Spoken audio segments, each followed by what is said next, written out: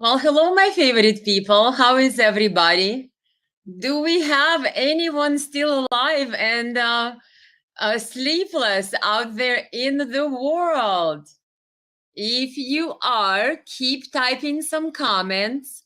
I know many of you asked me to do a late night live to see if anybody is awake in other countries, because obviously we do have a huge time difference between all of us. So let's see if we are live. If anybody is watching, type in some comments. Let us see. Let me see if anybody is still out there. Yes. Yay. We have some people who don't sleep just like we don't anymore, right?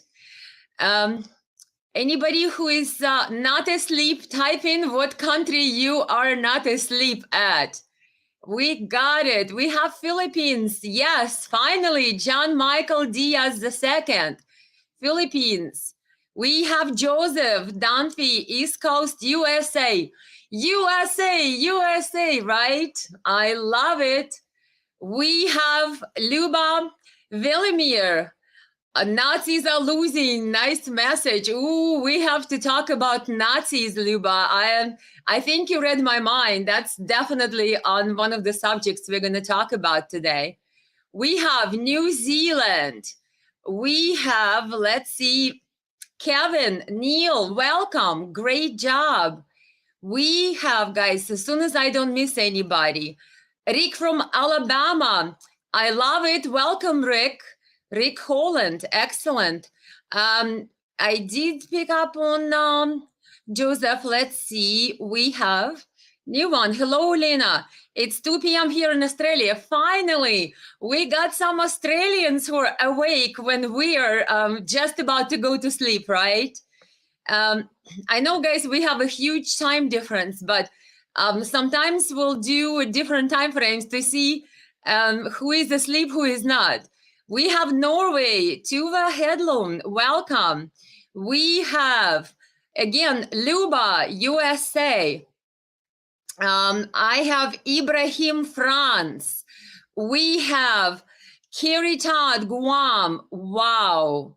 I love you guys. Look how everyone is just across the world. Hello, St. Louis, Missouri. I love it. We have Australia. Love it. Lisa Elliott, welcome.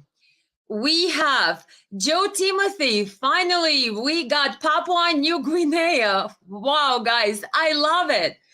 How the time is noon. Excellent. You see, people wrote to me and said, Elena, could we do some different time frames? Because sometimes we're asleep when you guys doing live. So let's all have fun together. I was like, okay, let's do it. So we got Joe Timothy. We said hello to Kevin. We are saying hello to Malaysia. Malaysia, welcome. Excellent. Another Australian, wonderful. Who is in the house? Malaysia is here. We have USA. Tuesday, New Zealand. Russell Brown. And we have Namibia. Wonderful. Okay, guys, 1 second here. I'm trying to bring a guest on. And looks like Mike is ready.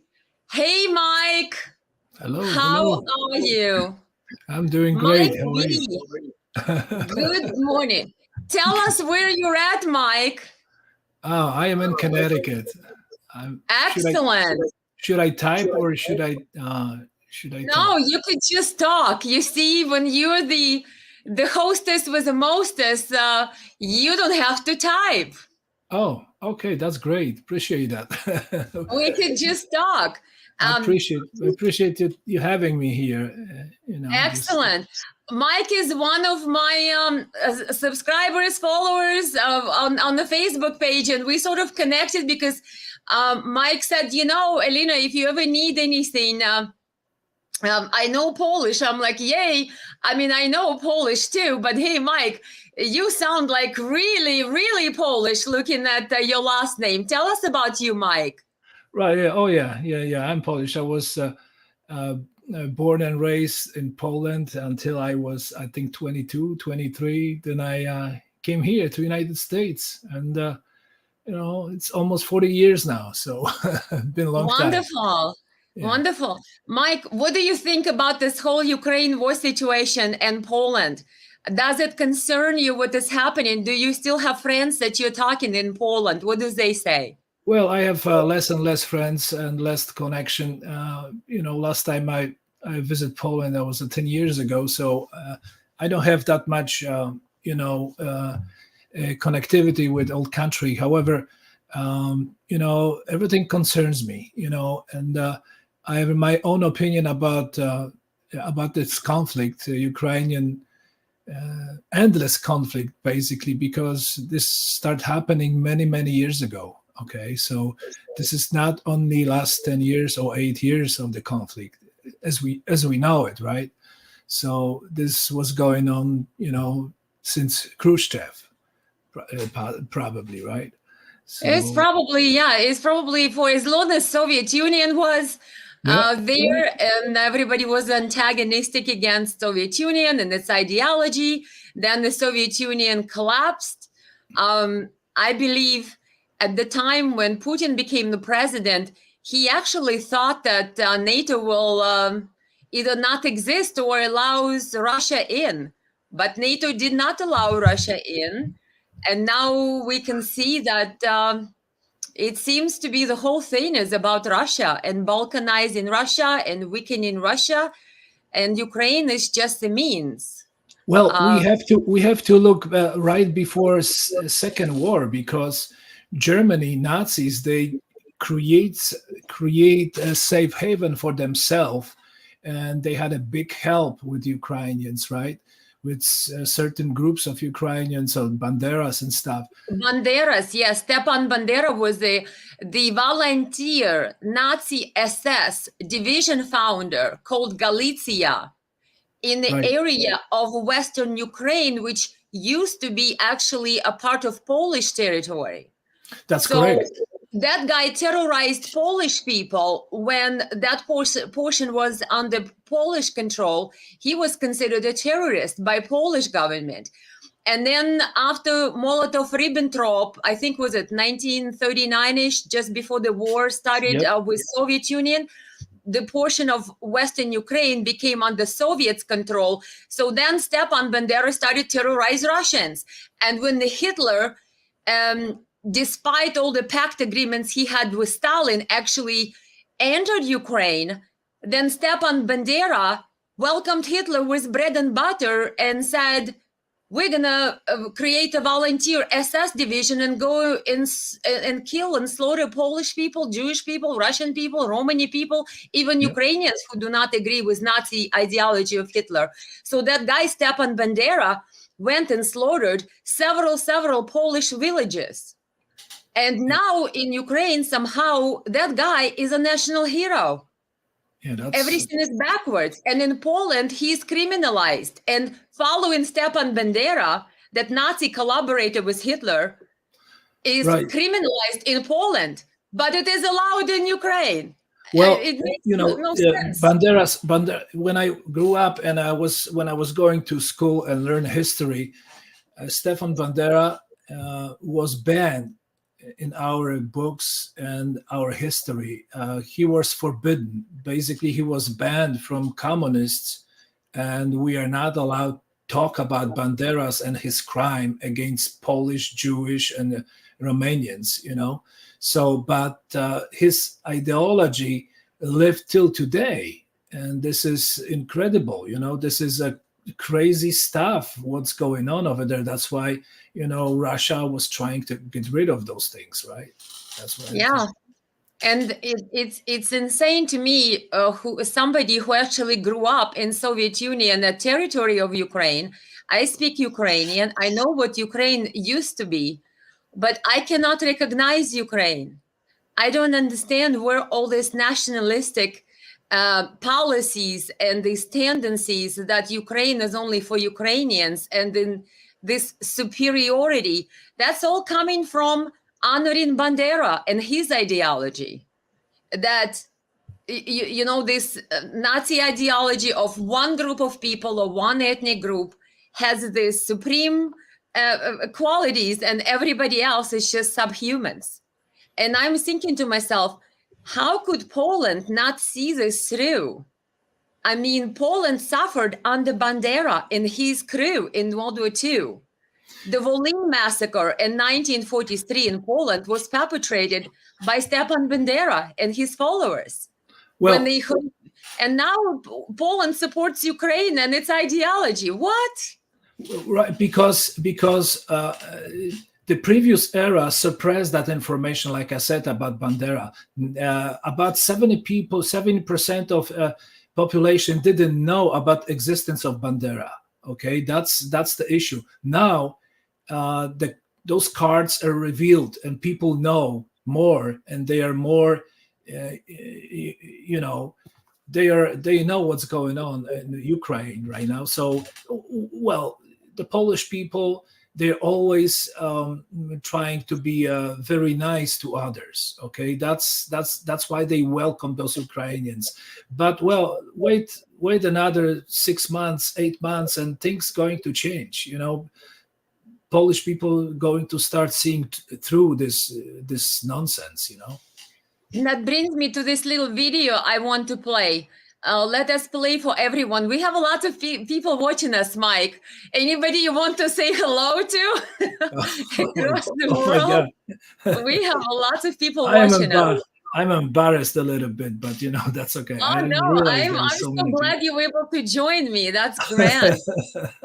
Here is a little video. Remember the other day we had the live and I showed how Polish people are concerned that there is this push for Poland and Germany to supply Leopard tanks and all these other things. And, you know, of course, Polish people are already involved. We know that at least 1,200 Polish soldiers were killed and are now going to be buried in Poland. I read an article about it on RT. That's tragic. And of course, today I watched a little video from Poland that somebody gave an interview, and he said that in Poland, they're not telling them that there are Polish soldiers fighting in Ukraine. But if you see videos from Russians, both and Ukrainians from the front line, they all say that they hear Polish language there on the front lines. So lots of guys either volunteered or however they got into Ukraine, but we know they're there. And here is a little video we're going to watch for a second of Polish people. And maybe you would translate it to us after we watch it, because it looks like when the video plays and we talk over it, you cannot hear it. So take a listen and tell us what they're saying. Polish people were demonstrating in Warsaw, and their speaker had this to say. Let's check us this way and we'll add it to the stream. Just one second now. W marszu, którego głównym hasłem jest: to nie nasza wojna! To nie nasza wojna! Pokój tak, wojna nie! Bo w naszym interesie, Polaków, w naszym interesie, patrząc na demografię, jest niewytracanie krwi polskiej. Nie wysyłanie policji, żołnierzy, strażaków za granicę do wojny, która może eskalować w wojnę światową. Well, he said, war no, peace yes, and they don't want to participate. They don't want to send soldiers and firefighters and voluntary people to war. You know, they don't want to die. The war no, and peace yes. You know, that's what they're saying. We know, guys, anybody who's watching who just joined us, Mike B actually knows very well Polish language. What does they say? Niczemu, just a second, let me go back over here. Want to get your first. Niczemi. We don't want any war. How do you say it in Polish? Nie chcemy żadnych wojen.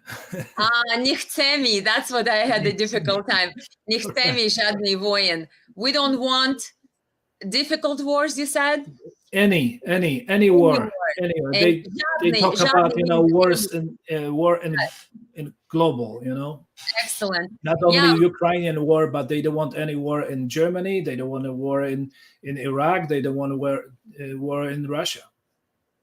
So these are the Polish people protesting potential involvement of Poland. And we here have a little video of I believe this is a German, do I have my German parliament member who spoke against the weapons. Let me see if I have that video here. Maybe it's this one. Let's see, maybe it's not. Well, there's so many videos that I have here. Nope, this is not it. But we can play this one too. This is the video I got off of Telegram. This is Canada.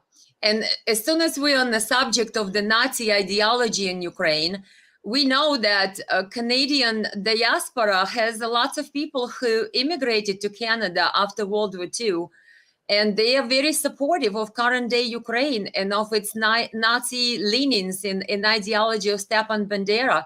This video is a guy passing by and basically harassing a citizen who he believes is Russian and trying to tell him that Azov battalion is this great thing, and basically threatens to, you know, beat up this man.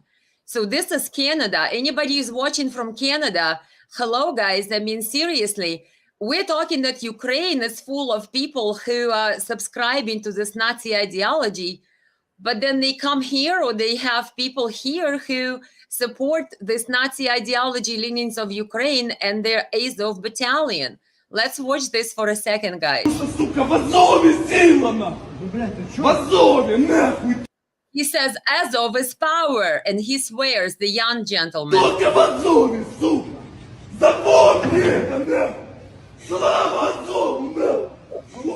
He forces him to say glory to Azov. It's like, you know, the slogan, glory to Ukraine. Mike, did you know that slogan, glory to Ukraine, hail heroes, that was actually original slogan of Stepan Bandera? I know, yes, I remember that. Yeah.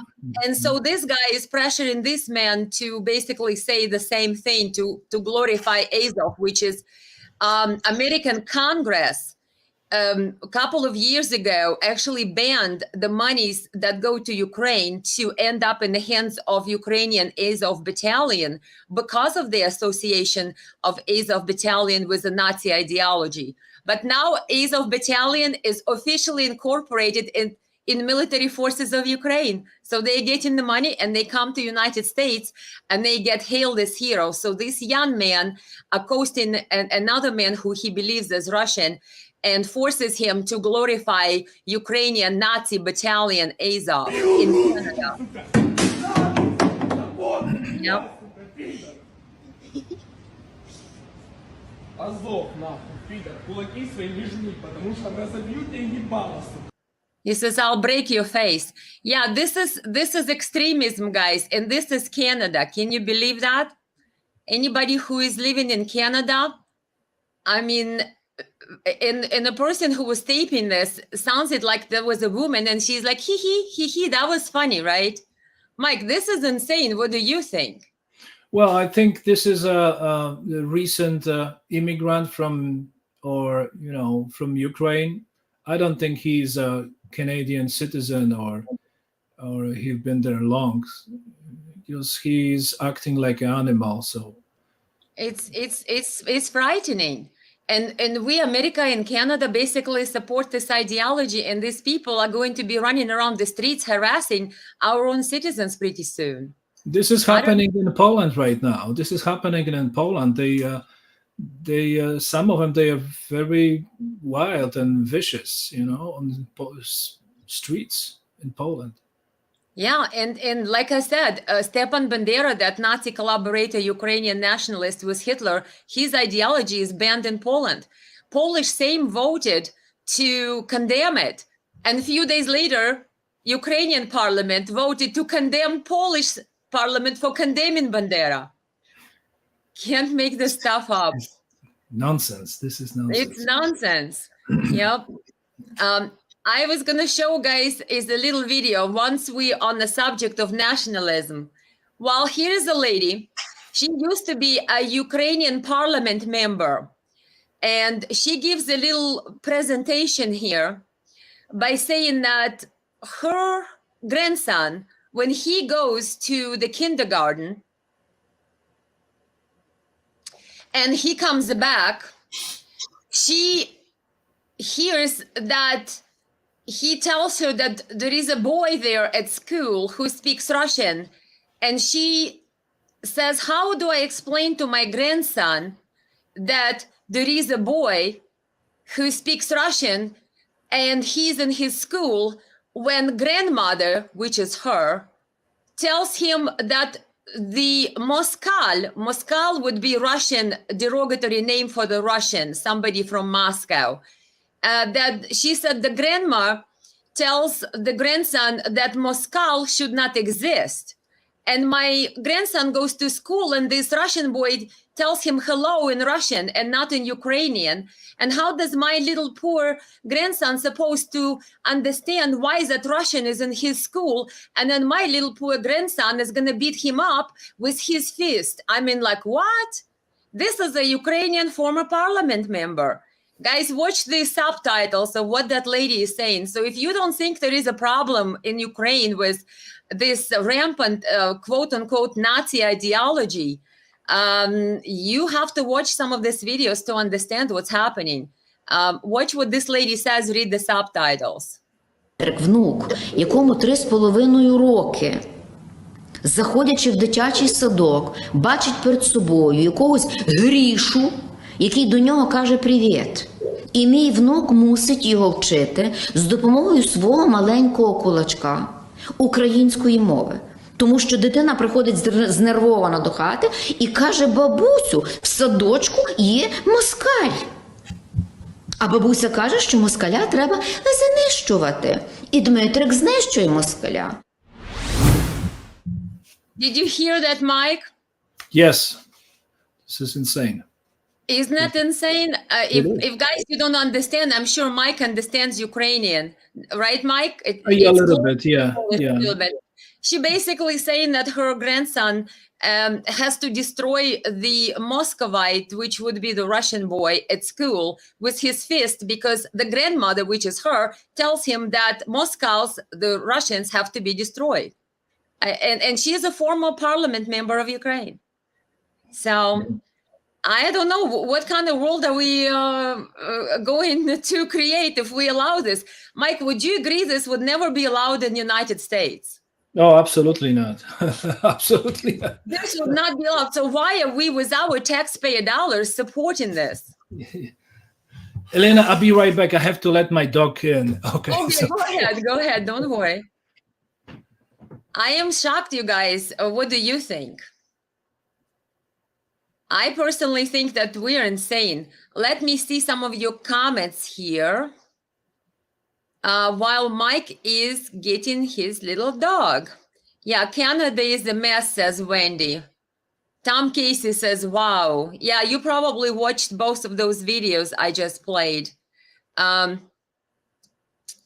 Who do we have? Let me see the comments. Ukraine is being used by collective West to attempt to fragment Russia into manageable regions and to rob Russia of its resources.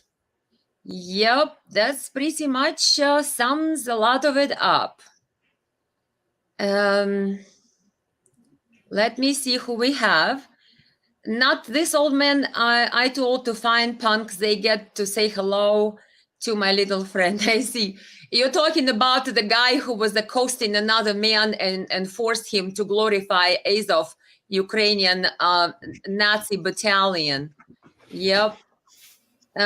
Who do we have? Luba Velimir. That's why Biden and the Democrats are trying to disarm law-abiding gun owners and our Constitution, which is standing in their way.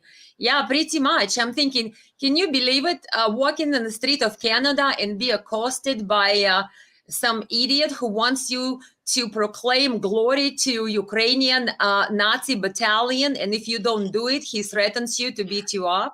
This is insane. And we American taxpayers and Canadians, we're supporting this.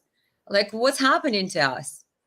here's you guys another video I was going to show you.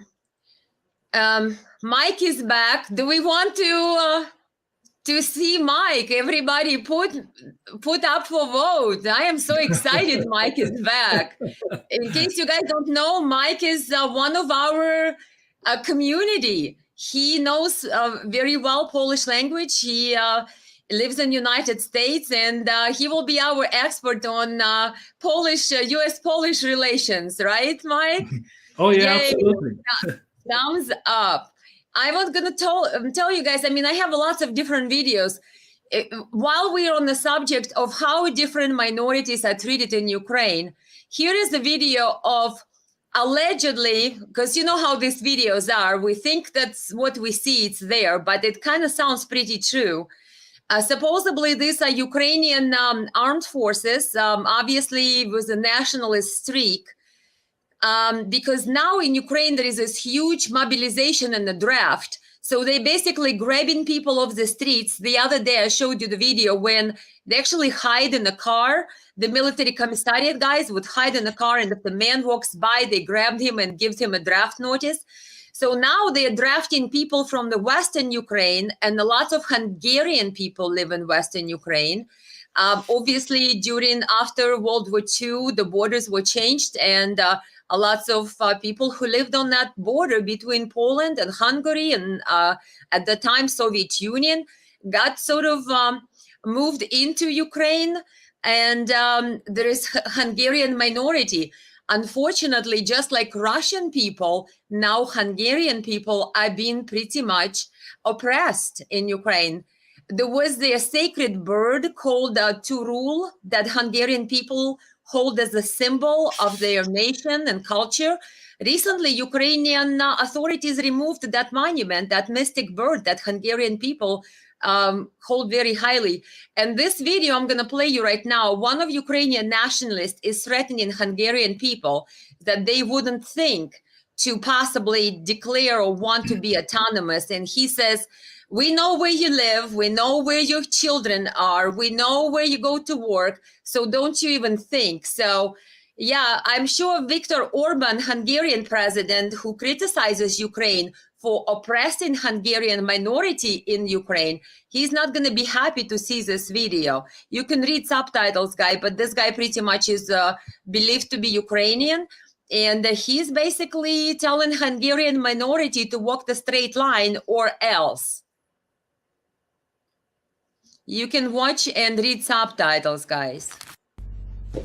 Ви на українській землі. Ми знаємо кожен. You are on Ukrainian soil. We know all of you.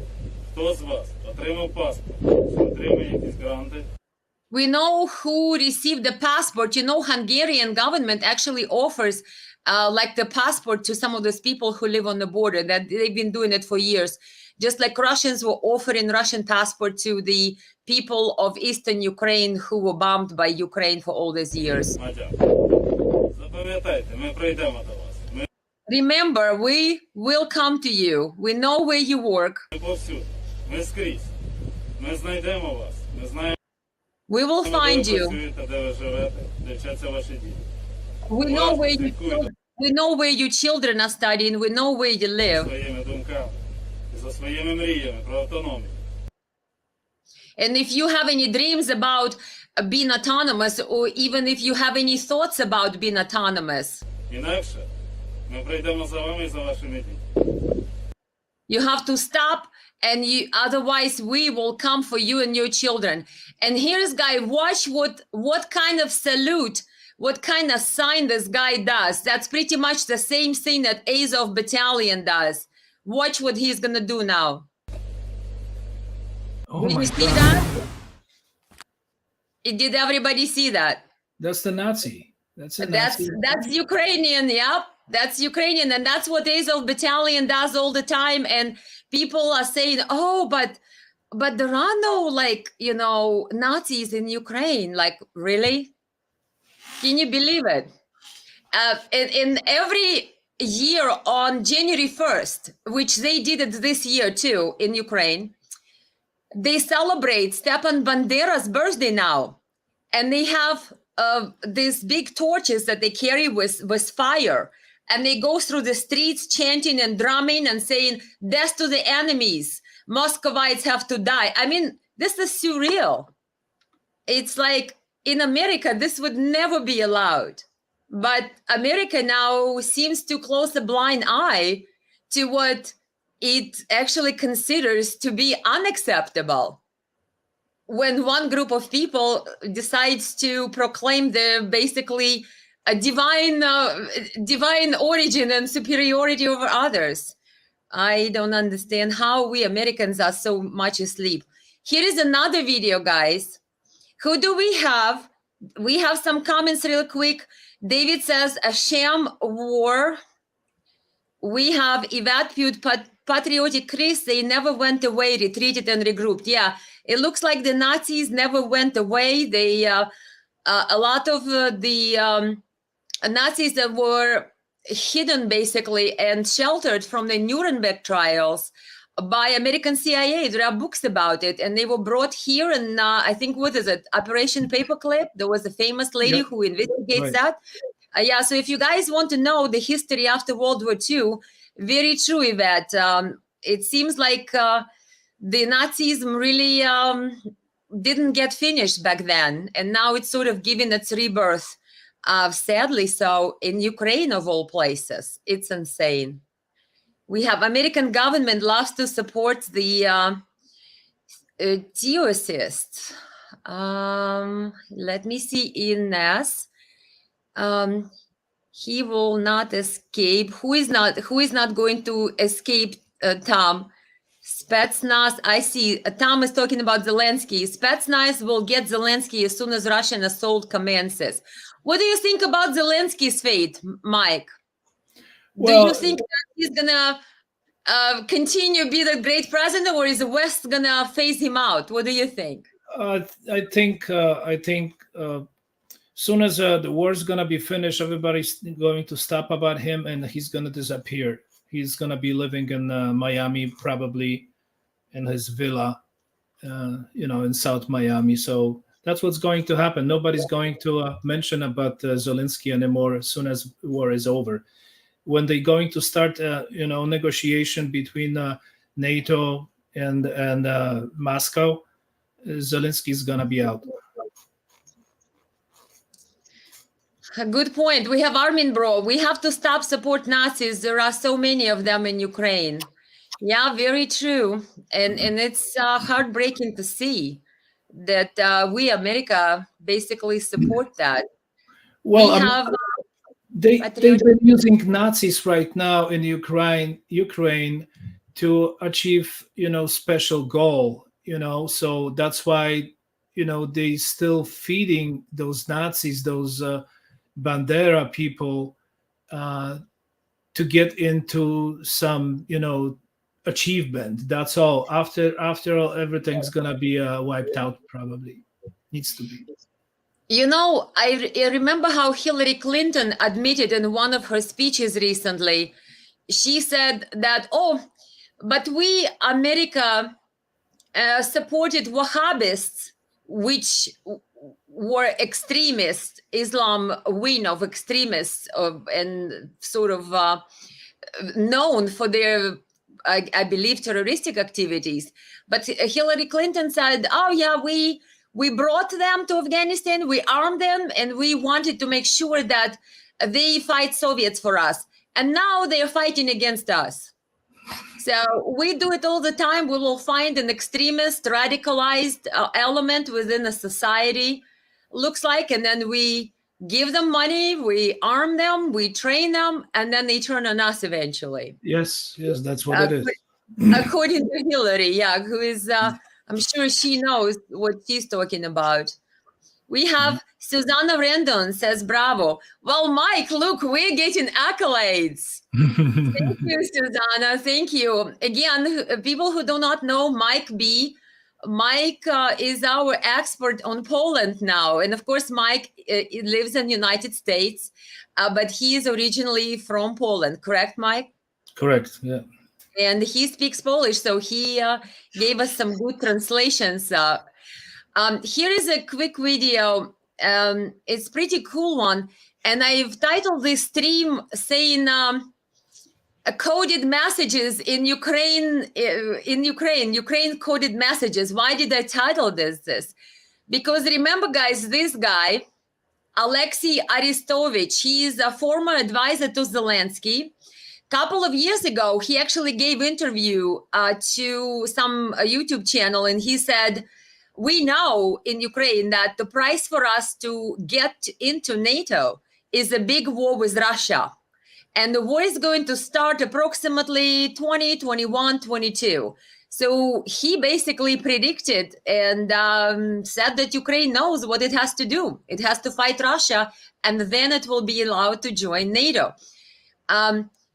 He also has a psychology degree, and he's graduated from military academy. But this little video snippet is when he gave an interview a day ago. I talked about what's happening in Ukraine. He recently had to resign because he actually said the truth that Ukrainian rocket, anti-missile defense rocket, fell on the civilian building and killed civilians. And of course, Ukraine didn't like to hear that, so he had to resign. But he's talking here about Ukrainian anthem. And he basically says our Ukrainian anthem is full of references that we all are going to die. And we're just going to fight for freedom, but in the end, we all are going to be dead. So the coded message in Ukrainian national anthem is very bleak. It actually begins with Ukraine did not die yet. I was always surprised when Ukraine became independent, when they selected that anthem. But here's what he had to say. Listen to this. And he's a psychologist, so he knows what he's talking about. Там есть очень любопытные строчки. При всей любви к нашему гимну звучит оно так. Души и тело мы положим за нашу свободу. He says, with a big love for our country and our anthem, we do need to know that there are lines in our anthem that says, the body and soul we will lay down for our freedom. Скажите, в нашем гимне есть хоть какой-нибудь конструктив, какая-нибудь? He says, is there anything constructive that's in our anthem? Is there инженерия, что будет в мире после победы?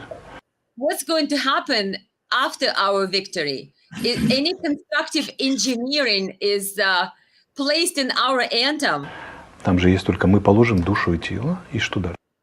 There is only that we're going to lay down our body and soul, but then what? What's after that? Так вот это сочетание «положим душу и тело», то есть будем воевать, пока все не умрем, и сочетание «черной рады» будем убивать друг друга, лишь бы кто-то не понял, как это.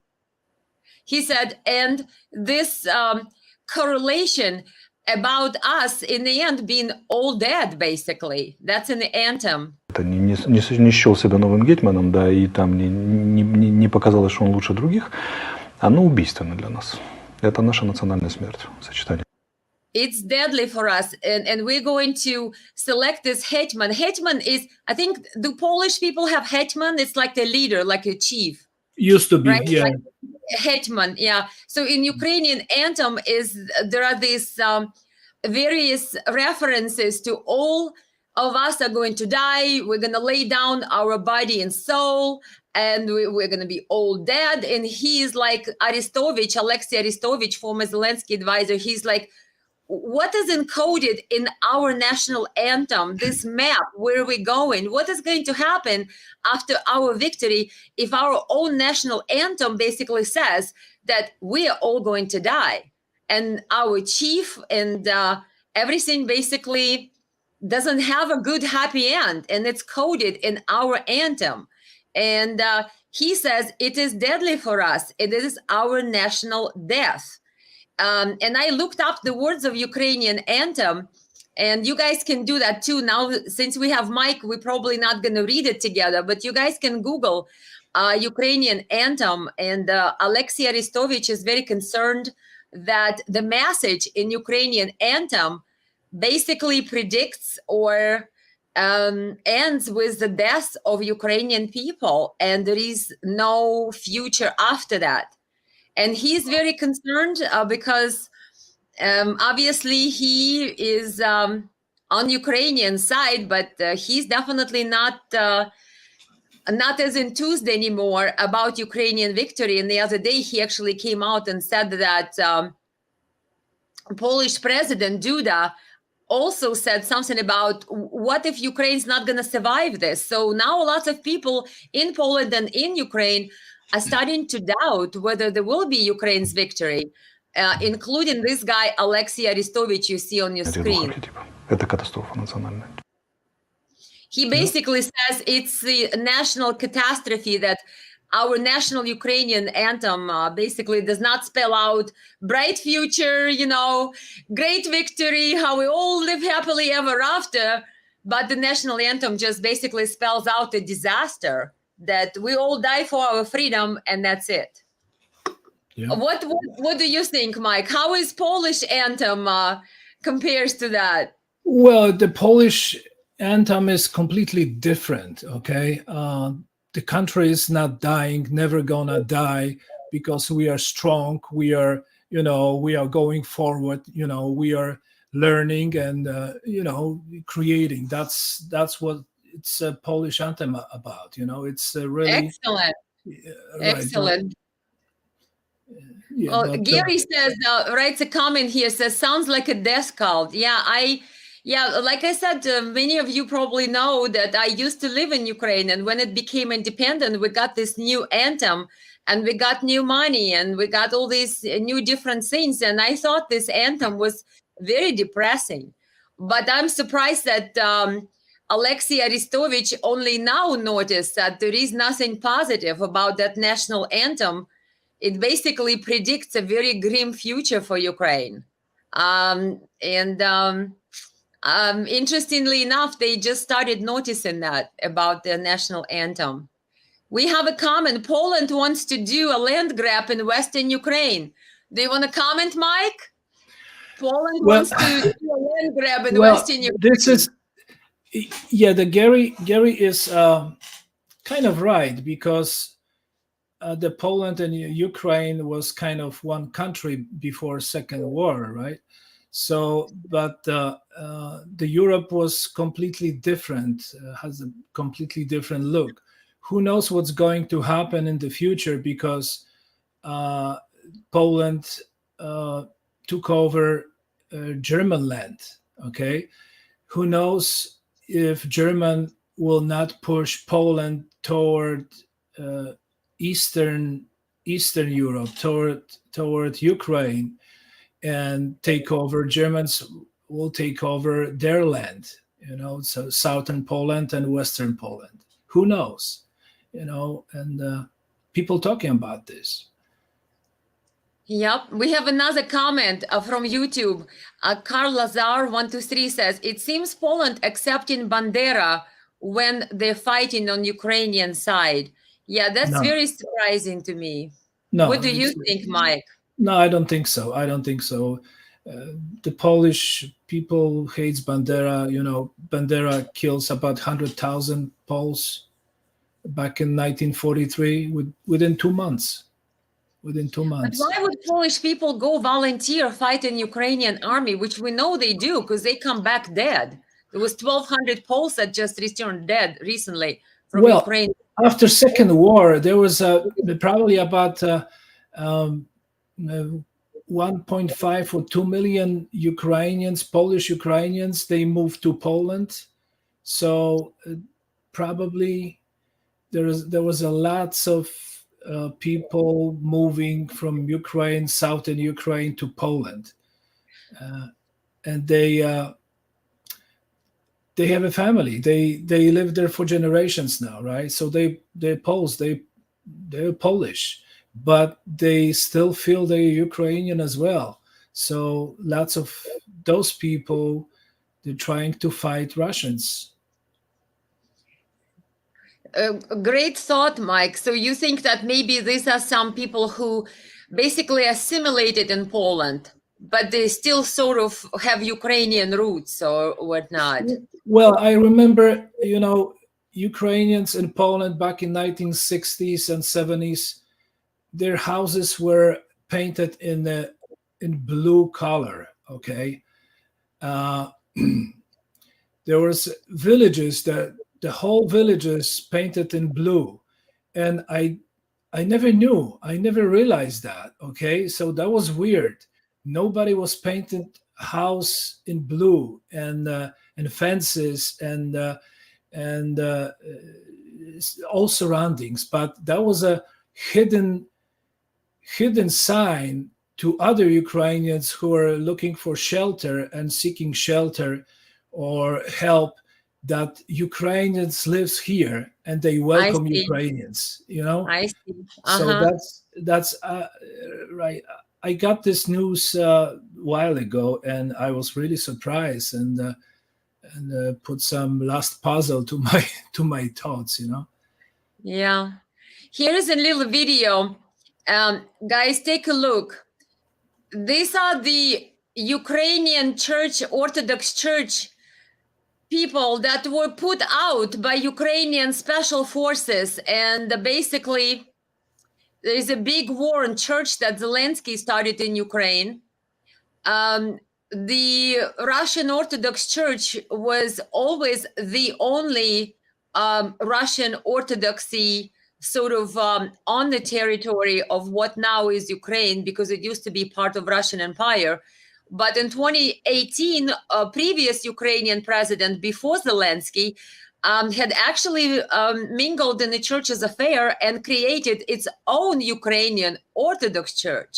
You can pick this up. Yes, president got involved in church business and created a Ukrainian church. But now Ukrainian church still continued to operate under Moscow sort of patriarchy. And of course, now it's forbidden to do that. Wow. And those priests, go ahead, Mike. No. And those priests who still operate and believe that their allegiance would be to religiously, we don't talk politically, but religiously, they would fall under the Russian patriarchy. While recently Zelensky ordered the special troops to come and raid these churches, they nationalized their property. They throw them basically out in the street. And here is the priest from one of these churches. You could see they are trying to peacefully protest and seen outside their own church, where now armed men are in their church in Ukraine. So it's a tragedy that Zelensky is doing this.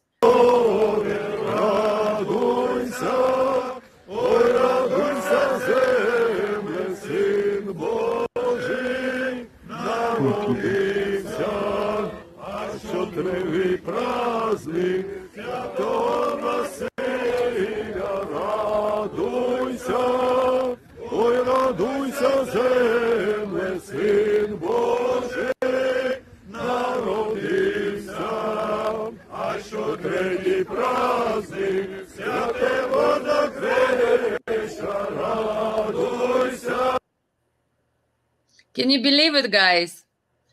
So basically they were dispossessed of their church, and you could see that they're staying outside the fence, and inside the fence there is other people and there is armed men in there. I don't know. I mean, how could this be a modern day quote unquote democracy, right, Mike? Yes, absolutely. If we have no religious freedom and the armed man can come, raid the church, throw the priest outside and take over his church and his property, and that's modern day Ukraine. And we, again, Americans, being volunteered by Joe Biden and our government to support this with our tax dollars. Does anybody have any comments on that? We have Tom Casey, Nazis don't believe in God. Yeah, that's right.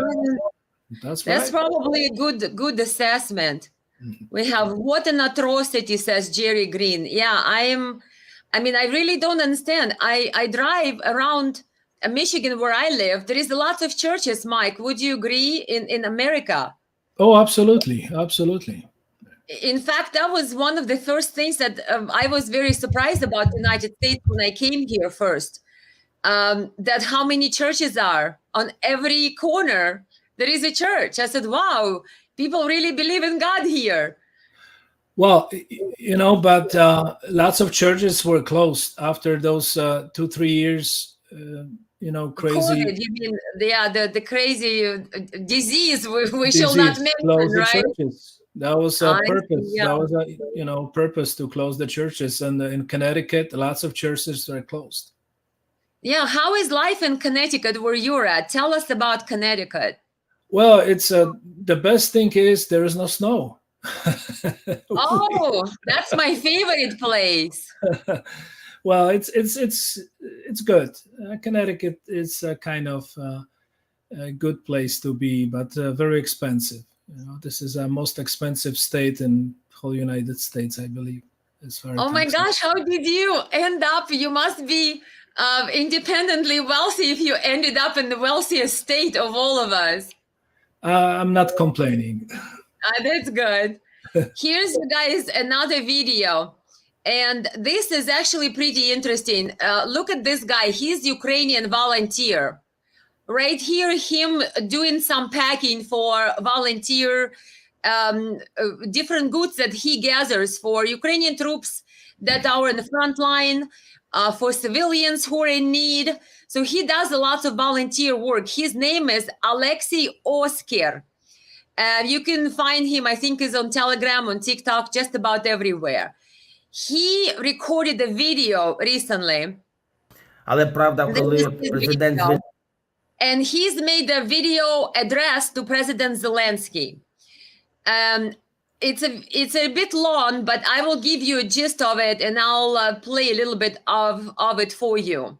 He basically recently have been arrested and placed under the house arrest because he spoke out about the corruption at the front lines, at the military officers, at the bribes, at the fact that humanitarian aid gets sold at the stores and never makes it to people in need in Ukraine. So he is a volunteer. He basically spends all his time. He says he is disabled in some way, so he cannot go serve in the army. He's, I believe he grew up in the child's home, like an orphanage, and has a number of diseases that he's battling. But he said that with his volunteer work, instead of being appreciated, he gets arrested by Ukrainian armed forces, and the judge puts him for the 30 days under the home arrest. And he basically asks Zelensky, he says, how is it possible that we, people who did not run away from Ukraine, people who stayed, people who are helping the guys on the front line and civilians, we're getting arrested?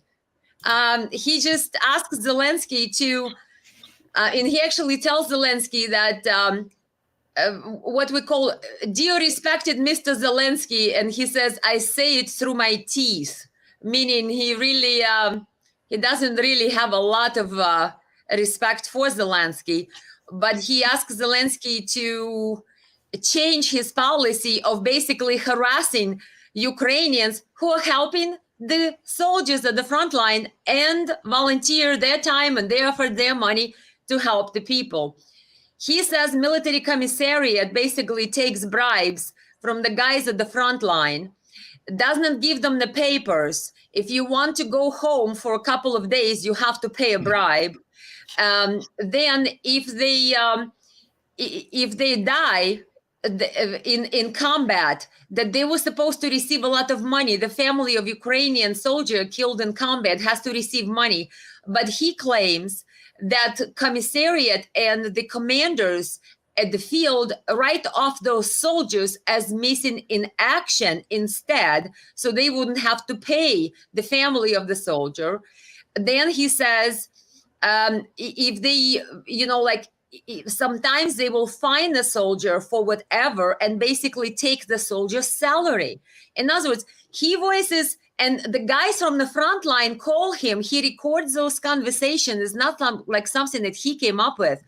But he basically tells Zelensky, for how long are we Ukrainian people going to suffer from you, Zelensky, and this corrupt politician continue oppressing us?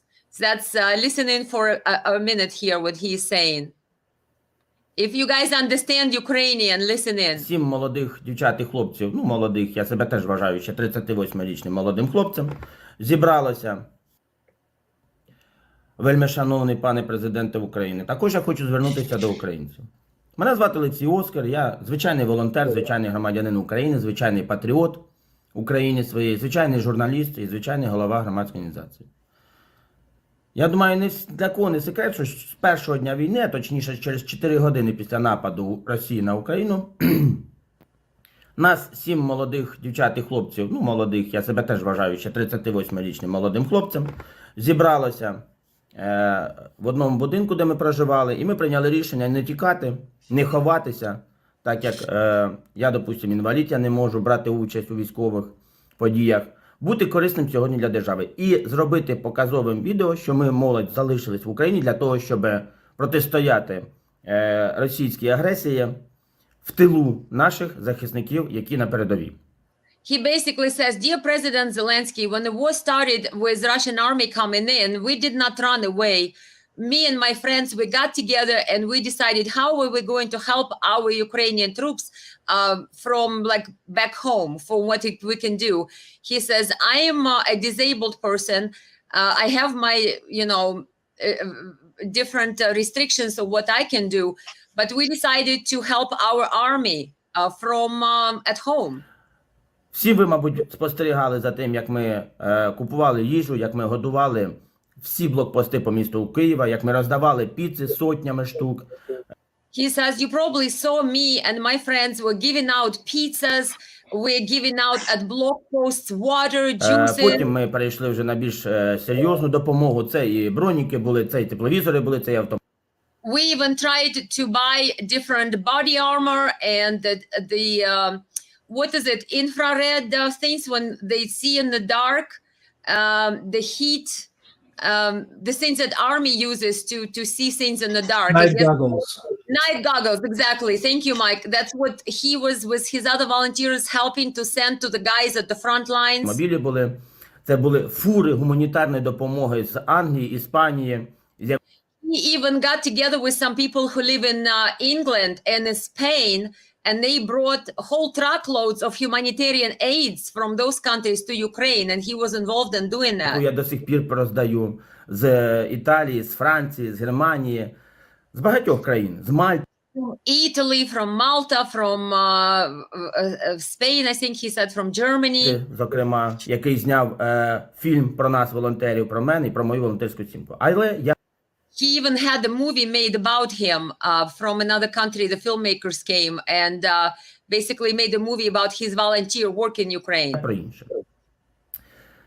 Коли в березні місяці я почав дуже гучно заявляти про корупцію в лавах Збройних сил України, зокрема серед комбатів, офіцерського составу, He says, when about a few months ago, I started to speak openly about corruption within the army of Ukraine, amongst the officers and amongst people who are in the high positions of the military of те, Ukraine. що я володів особисто інформацією, тримаючи зв'язок з військовими, які на мене виходили, Because I had the access to the privileged exclusive information from the soldiers who were contacting me and provided me all that first-hand information, like whistleblowers, he says. а у нас були гарячі лінії, ми відповідали We had hotlines and people would call us and they tell us what's happening. на месенджери, ми сиділи весь час на зв'язку з людьми, і ми слухали ті розмови, ми отримували факти, докази, матеріали.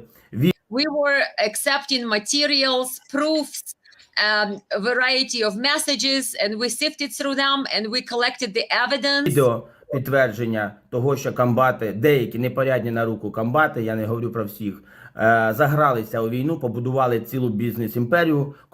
He said, I don't say everybody, but the guys from the front lines and the soldiers provided the documents and videos of how some of the officers from the front lines and military built an entire corrupt empire out of the military aid that they're getting. Корупційно на війні забирають у хлопців заробітні плати, не They're taking guys' salaries, the soldiers' salaries. виплачують, придумують їм всілякі штрафи, щоб не платити, відправляють рідним документи про безвісти зниклих їхніх рідних, які They're making up variety of penalties and fees to fine the soldiers so they don't have to pay them.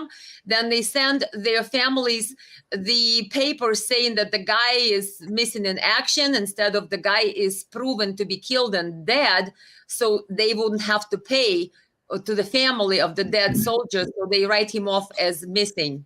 Які насправді загинули за Україну, але якщо подати документи, що він загинув, то комбат має віддати гроші, тому що комбат розпоряджається коштами військового, комбат розпоряджається посилкою військового, яку він краде, комбат розпоряджається життям військового, яке він знищує, тому що кидаючи на передову як м'ясо пушечне наших військових без військового мундирування, без He's saying that the commanders are basically throwing the guys on the front lines to die like cannon fodder with no proper equipment. The commander is in charge of the soldiers' salary. The commander can find the soldiers to take their salary. So he doesn't say all of the commanders, but there were instances where he does have the proof of this happening. So he was speaking out about it. Здаючи позиції, продаючи за гроші російським офіцерам, щоб хлопців наших убивали, щоб знищити. He even says that some of the commanders are selling the positions to the Russian side for money. Їх як свідків своїх корупційних дій, розкрадання, наркоти, алкоголізму. And he says that they're actually killing the Ukrainian soldiers. I've seen some of his videos where some of these soldiers claim that the commanders actually killed the Ukrainian soldiers for being witnesses to the corruption that the commanders perpetrated. Soldiers called them out on it, and the commanders killed the soldiers. He had videos about it with the soldiers' interviews. Again, he doesn't say all commanders in Ukrainian army do that, but he basically comes out and says that he has proof, he has witnesses that certain commanders basically built a corrupt empire within the army. Комбатів, те, що мені розповідали особисто військові. І коли я це говорив президенту, коли я звертався до вельми шановного нашого пана президента з проханням долучити мене в якості свідка, інформатора, людини, яка хоче бути корисною сьогодні в Україні, і щоб ця інформація не гуляла по російським десь паблікам, а щоб нею займалися спеціальні структури державної влади, правоохоронні органи, Служба безпеки України, ВСП, Генеральна прокуратура. Але, правда, коли президент звільнив голову СБУ за співпрацю з Росією, генерального прокурора за співпрацю з Росією, то вже тут в мене, звісно, сумніння було, куди ж тоді ще мені звертатися. Але я все одно не втрачав надії, писав звернення, заяви, збирав рапорти від хлопців, тому що комбати їх рвали, ці рапорти. Що ми маємо на сьогоднішній день? Коли про це говорив я, про корупцію в лавах Міністерства оборони, тому що мною особисто була озвучена інформація про те, що на прикордонній службі у Львові затримали автомобіль з військовою амуніцією на 10 тисяч доларів. Але по накладної за підписом Міністерства оборони там мало бути 300 тисяч доларів. Тобто так для міжнародних очей Міністерство оборони відмивало 300 тисяч доларів, заганяє через кордон фуру на 10 тисяч доларів, вибачте. So he talks a lot about various corruption instances which he documented. And he basically says that he wrote letters to Zelensky. He wrote letters to Interior Ministry saying that, please take him as a witness. I have documents. I have people's testimonies. Use me and let's look into who is corrupt in Ukraine, who is stealing all this military equipment. When they bring a big trucks through the border and it says it's supposed to have 300,000 of whatever on it, the aid, and there is only 10,000 wars. So they're writing things off. And this guy, the Alexei Oskar, whose video I just showed you, he has a lot of videos on his Telegram account, his TikTok account. You can check him out. He basically is speaking out about corruption in Ukraine. But Zelensky does not really react to his letters, does not give him time of day. And on top of it, this guy, volunteer Alexei, has been arrested and placed under the house arrest to basically shut him down for 30 days. So if we think that Zelensky only fights Russians and those people who he considers his enemies, it seems like he's fighting his own Ukrainian people who are actually patriots of Ukraine, like this guy, Alexei. who cares about Ukraine, who wants to have the truth and transparency, and the guys at the front lines have the equipment that they need instead of dying with no proper weapons. But looks like the volunteer gets sacked. What do you think about this, Mike? Well, Ukraine was corrupted before Second War. That's what Hitler and Nazis were doing with them. And over the years, through Soviet Russia, that corruption even, was bigger. So this is not the new thing in Ukraine. Same thing was in Poland before, when Poland was under Russian influence, under Soviet influence. But right now everything, is kind of civilized and way better. So hopefully after everything is over in Ukraine, everything's gonna be changed for better, hopefully. But when I saw this guy, again, guys, this guy right Быстренько це here, діло зам'ялося. Коли я Alexei Oskar, when I saw him and I watched some of his live streams, which he does, you have to think that it must be very frustrating.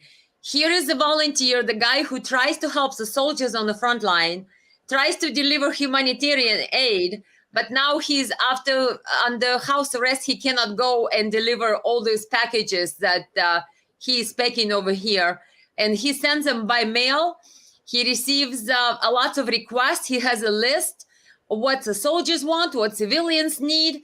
And he does this work that he says patriotic work for Ukraine, but Ukraine is paying him back by arresting him, putting him in front of the judge, silencing him. He was arrested by armed men in Kiev, he said, while trying to meet with the mothers and the wives of missing soldiers who he was trying to help to find their husbands. So you have to feel for those people who are trying to find justice in Ukraine, writing to Zelensky, writing to their officials, and not finding any justice in Ukraine. Yep, it's, I don't know, does it remind us something? How can you change generations of corruption and immorality? Somebody is writing the comment. Here's another comment. We helped fund an armed Taliban to fight Russia in the 80s. And then when Russians pulled out, the United States stopped funding the Taliban and refused to help rebuild their homeland. That's the real reason why they attacked us, first with the USS Cole, and then first attempt on Twin Towers in 93, and then they planned and executed attacks on 9/11. Who funded them?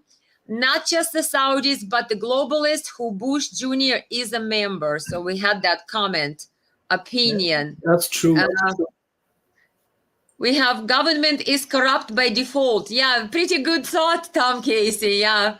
It sounds like it does. The corruption knows no bounds, right? No nationality. It's kind of like international. Luba says, I am not optimist when it comes to nuclear apocalypse. What is it? Apocalypse. Not one bit. God help us out. What do you think, Mike, about the nuclear apocalypse? Are we on the brink of nuclear war with Russia or somebody? Oh, hopefully not. Hopefully everybody, both sides, going to wake up, at some point, because that's going to be over. This is going to be over. Well, I saw some short video today somewhere on YouTube or Facebook. Pretty much, we have no chance to survive. When they're going to start, sending those missiles, everything's going to be over.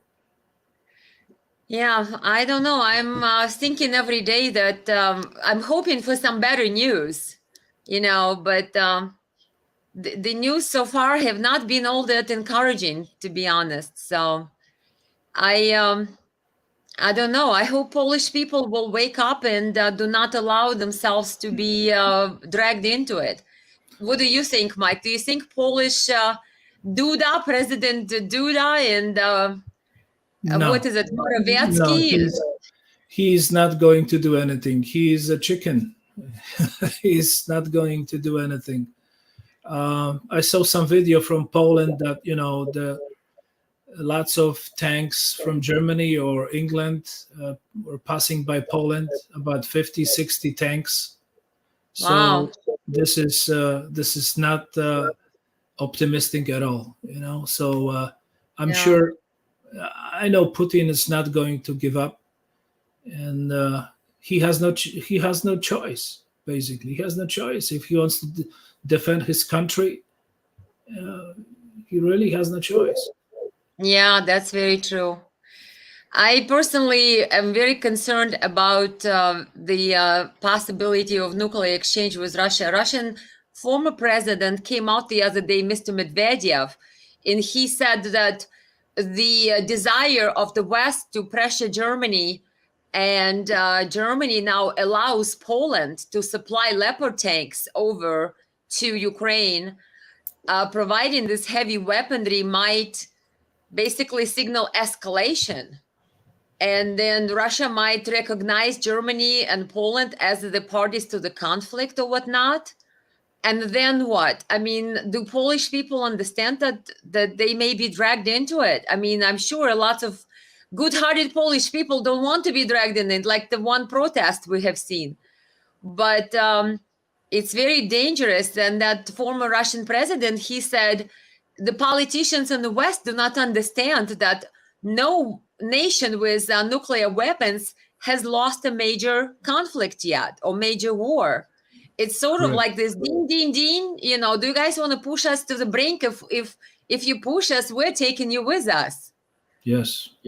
Does it remind you, Mike, like, what is it, Khrushchev and Kennedy type situation in the 60s, I think? Yeah, exactly. This is the same situation, but there was a more panic in the United States.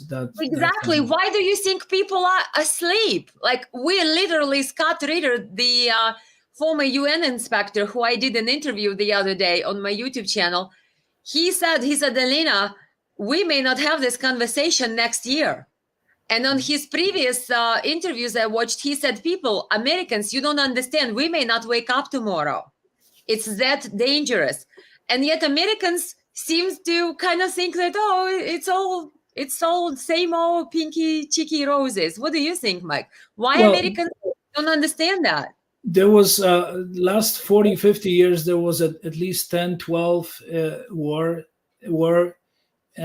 all over. There was Vietnam, there was Korea, there was Afghanistan, there was Syria, Libya, and nothing was happening here in our soil in the United States. So people still thinking that, nothing going to happen this time as well. But this is a different war. This is a different conflict, and this could be escalated to a bigger issue. That we. Anybody who is on this stream right now, you're concerned with nuclear war, right, Mike? Let's see how many people are concerned. Put some pluses or say I'm concerned of nuclear war, because it seems like it's me and maybe Mike, right? Mike, it's just two of us. Yeah. That we're concerned. I love America. I hope our country does not do anything silly that we cannot be undone. Right. Okay, we have Yemen, Mike. Somebody mentions Yemen. Are you people nuclear war? So many children are destroyed. Yeah, that's very true. Oh, we have Wendy is concerned. Yes, Wendy Walker, thank you. You are concerned. So, Mike, now there is three of us. I'm sure everybody they're concerned about this, but people they're so stressed out. Last 3 years. Go ahead. People are so stressed out, and they don't want to talk about this. They don't want to be depressed even more with this war. So that's why nobody's talking about this. That's why this is a kind of very sensitive subject. Mike, we got at least 10 people. I posted their comments on the screen right now, very concerned. Then we have, yes, from which countries are you guys typing? Which countries are concerned? All Slavic people are concerned. Yeah, we have a lot of concerned people. Well, that's good to know. At least we're not alone. Here's a comment from Debbie. Yes, concerned with nuclear wars. Our country's leaders are crooked. As the citizens apathetic. Some of us are informed and try to educate the others. Thank you, Debbie, Maggie. Thank you very much. That's what we're trying to do, right, Mike? We're trying to educate the others. And again, if you joined our broadcast later, Mike is originally from Poland and he lives in Connecticut. So he's our expert on Poland. I love it. And he even helps us with what we need to translate from complicated Polish media sometimes.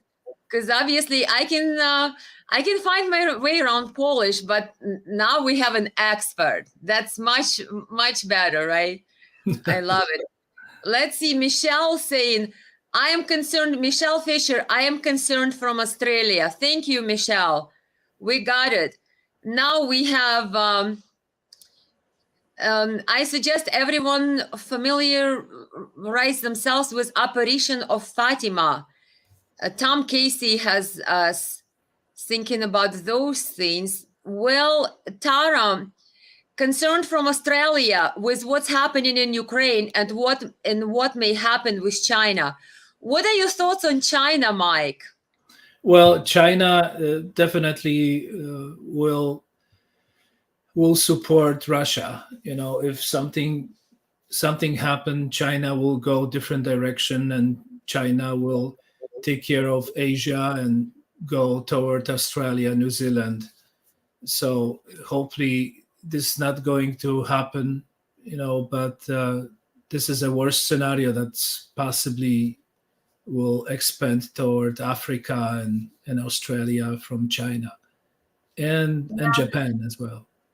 Japan worries me. I even asked Scott Ritter about Japan because remember they recently signed that agreement with Britain to exchange their troops on the ground, and Japan used to have this pacifistic constitution after World War II that they would be sort of like basically defensive, you know, and not offensive military, so to speak. But now it seems like, I don't know, are they preparing for something that we don't know? They're definitely becoming more aggressive with their foreign policy, I would say. I don't know if we should be worried about. We have Davey, to take down the Nazis and US bioweapon labs. I'm Polish-Hungarian also, although American born. Connecticut is a Polish area. Did you hear that, Mike? We have yes, it is. Maggie. Yes, there's lots of Polish markets, lots of Polish, areas, beautiful areas, beautiful Polish churches as well. And still Polish restaurants and good Polish traditional food, so you're Wonderful. welcome here. I love Polish culture. I've been to Poland. I've been to Warsaw. Amazing people. I've been to Przemysl as well. Yeah, love it. And of course, in Chicago, where I live nearby Chicago, there's wonderful Polish areas where they have Polish stores. It was this famous store, I believe it was called Bobak. I mean, you could go there and you're like an old country. You have sauerkraut, you have pickles, you have sausages, all handmade. Yep. I'm like, wow, this is like a little Europe there. And a great restaurant with all type of national cuisine. You can taste the taste of Poland right there. Michelle is saying, I was born in Lviv, but I am Russian. I'm planning to go back home to Russia, says Michelle Fisher here. Yeah, so we have people watching us from a lot of different countries. Here says Davey, kielbasa. Yay, kielbasa. Yes, we know that. That's famous. Yeah, it's good. It's good. Summertime, Wonderful. definitely. Definitely great time. Yeah, Polish people are lovely, and we have lots of people where I live nearby. I have lots of Polish friends. They're wonderful people. Of course, we love everyone, right? Oh, we have hello from Canada there, Angela Black Swan. Hello from Canada. We're talking about how lovely Polish people are because our guest speaker today, Mike, is originally from Poland, who lives in Connecticut. And we welcome Mike. Well, guys, I think we had enough of the little chat late at night, and I want to thank Mike for graciously joining me on this live stream today with all of you, because it's getting late. So we probably should not overtake my generosity for being with us. And maybe do it some other time. And the next time, I think we touched on a lot of different things. What do you think, Mike? Absolutely. I'm with you guys. Did you want to say something before we go? Did you want to send a message to American people? What do you think about this entire Russia war and our U.S. involvement? Well, I have a feeling that everything's going to be end pretty soon. Nuclear weapons not going to be used, and people always going to choose easier solution, not a war. We are not the war nation. War is so outdated. So well, hopefully this is a fake war. This is a really fake war. NATO and Biden, they trying to push China and Russia using Ukraine. That's all. And lots of poor Ukrainian are dying, and who knows what's going to happen with that nation? Who going to replace them? Somebody's needs to replace those people. That's very true. Lots of people now, even within Ukraine, are getting a little not so sure, put it this way, whether there will be Ukraine at the end of this, if this keeps going. And we American people are told, Mike, that we're saving Ukraine. I cannot even fathom. It's like people in the United States, one state fighting another state, right? Because we lived in Europe, everybody was usually, we're talking about the last 100 years, plus minus some insane wars in the past. But if we're talking modern day, people are usually friendly. People don't want to start sending their children to die for some corrupt politicians. I don't see any benefit to regular Ukrainians go dying for Joe Biden. And that's pretty much what's happening. America uses Ukraine as this mallet against Russia. And it's tragic because Russians and Ukrainians used to live in one same country. They have families. And now there's families fighting. One guy's fighting for Ukrainian army, another guy's fighting for Russian army. And they're part of one big extended family. Yeah. That's tragic to me. Cousins. It's like cousins, brothers, mother-in-law lives in Russia. The grandkids live in Ukraine. And then they're killing each other. And it's like people would do that within United States, that we live friendly with each other. All of a sudden, God forbid, that the states would fight, and we intermarried. We have relatives in both states. It's very tragic to me. And the sooner politicians will start some type of peace talk with Russia, the better. And the more Ukrainian lives will be saved, the more weapons are just killing more Ukrainians. That's tragedy. Did you see how many losses they have on the front lines? Yes. And how yes.